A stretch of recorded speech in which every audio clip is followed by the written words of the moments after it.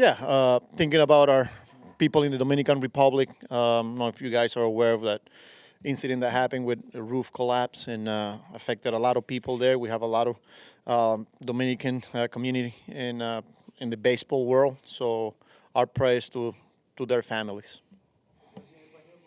Sí, empezando pues la rueda de prensa pensando en nuestros amigos dominicanos por la tragedia que pasó anoche.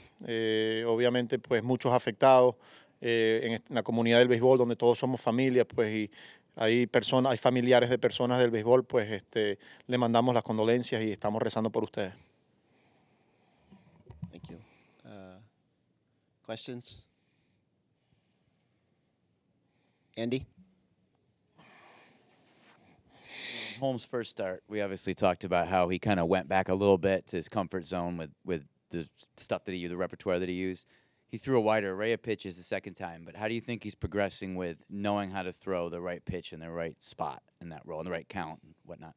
I think he's doing a nice job, and I think he continues to get better, having the understanding in how different teams are deploying lineups. The first outing against Houston with a lot of righties, and he went back to his sinker slider.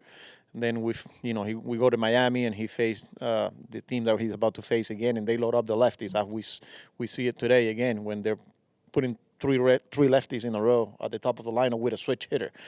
So this is another game where he's going to have to use all of his pitches, whether it's the sinker, the slider, and the changeup. He's going to have to be in play, the cutter, the four seam. But again, having the awareness and understanding the situation, and it comes down to attacking and using all of his pitches in the strike zone. Peter? Hi, Carlos. I know Jeff McNeil just hit on the field. Just what's the latest with him, and how is that going? Yeah, so he's going to travel to Florida today, get some live at-bats tomorrow, and hopefully the goal for him is to start a rehab assignment this weekend in Port St. Lucie. Dan? Carlos, just about Alvarez, too. Is he heading to Florida as well? Yes, and he's going to start his rehab assignment tomorrow with PSL. So McNeil will be more like an extended, getting live at-bats.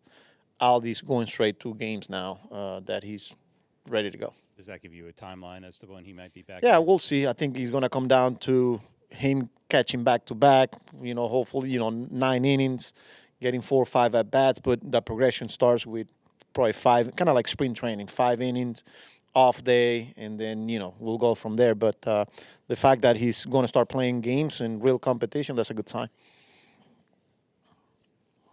Peter? Just ask you as well about McNeil's timeline. Is he still targeting late April? Or what Yeah, again, with these obliques, they're tricky, So we'll continue to watch him, continue to monitor him, and see how he responds once he start playing games and he start facing arms where he's not only the fastball but the breaking balls when he has to pull the trigger or make some swing decisions there. We'll see where we at. Tony? Just with those two guys, those were obviously two guys you were planning on being a regular part of your lineup heading into spring training. When they come back, what sort of boost will that be for you? Yeah, I mean, look, they are part of their everyday lineup. And they went down spring training, and guys are getting opportunities and doing a really good job of it.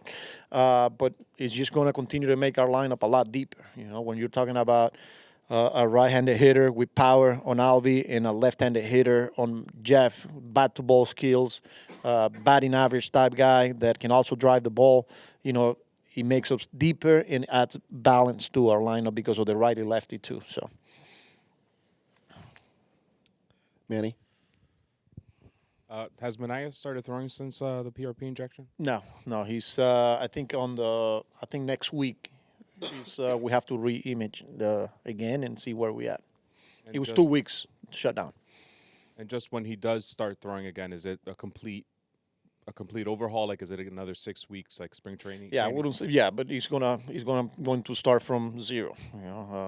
That ramp up now, since he's been down, not throwing for I don't know how long, he's gonna start from the ground. Daniel?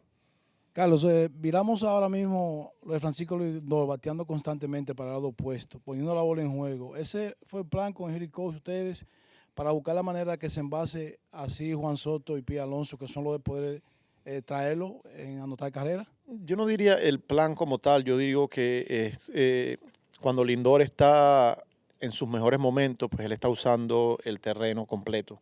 No es solamente está puliendo la bola, sino pues donde le pichan a él, él se va con el picheo. Y lo hemos visto en estos últimos días, donde los lanzamientos han sido del medio hacia afuera y él está usando el terreno completo. Cuando él hace eso, quiere decir que está en un buen momento ofensivo, y es lo que hemos visto aquí. Y sabemos que es un pelotero élite, y cuando él está haciendo eso, pues, y se está envasando con el line-up que nosotros tenemos, vamos a anotar bastante carrera. Mike.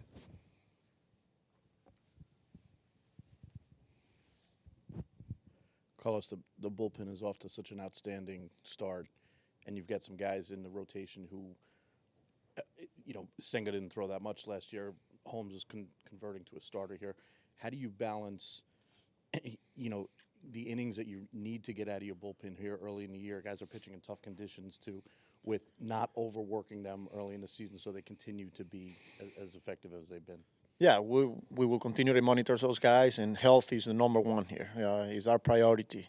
I think having guys that can go multiple innings is been the key here to kind of cover some of those middle innings that we're not getting from our starters because of the pitch count limitations in this early on. They've been huge, not only giving up multiples innings, but coming in and shutting it down and executing and keeping games there and giving us a chance to win baseball games. So I think that's how you balance, between you turn the ball to the high leverage guys, the more the 1 inning guy, whether it's Stanek, Diaz, Minter, having the other guys to go multiple and giving some extra days to some of the other guys has been the key here, and we'll continue to need those off days early.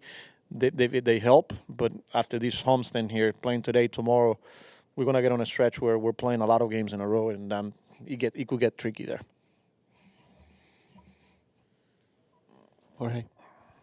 Carlos, just the dynamic Soto, Alonso, Alonso protecting Soto, Soto in a way protecting Alonso. How have you seen that sort of play out so far? Yeah, I think we've seen some results right away. I would say more with Pete. Soto gets some base. Feels like teams are trying to not get beat from Soto, and then before you know it, they're making mistakes with Pete, and he's been ready to go and making them pay. But I think just creating traffic, whether it's Lindor for Soto, Soto just pretty much protecting all of those guys there, whether they're hitting in front of them or behind them, because I feel like they're worried about him, and then other guys are doing their part.